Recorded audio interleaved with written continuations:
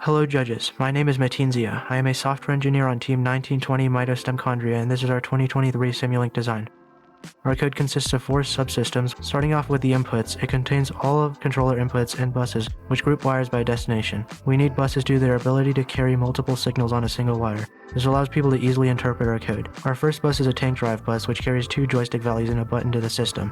The next bus is our pinion bus, which contains 2 sets of buttons. These buttons are for controlling 2 rack and pinions on the robot. We use the 7 and 8 down buttons as a toggle for the auto, so we send them through an AND block before sending them to the mode switcher. Finally, the buttons 8 up, 8 right, 8 left, 7 up, and 7 right are all sent into the servo bus.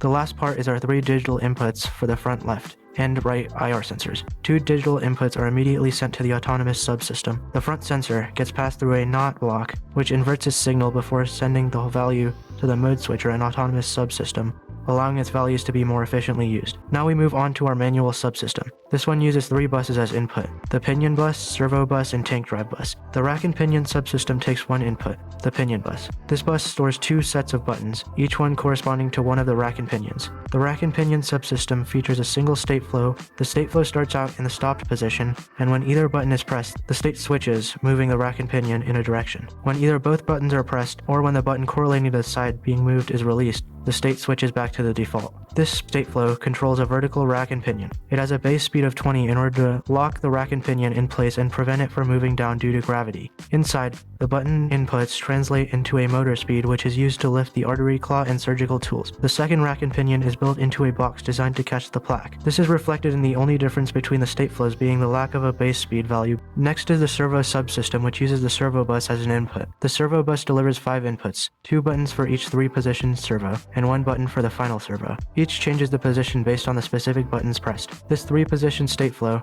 like in the rack and pinion subsystem, is used twice. It's also designed to stay in its state until new inputs are received and switch between each state directly. The third and simplest subsystem is dedicated to the drivetrain. Its bus contains 2 joystick inputs and a 3rd button input.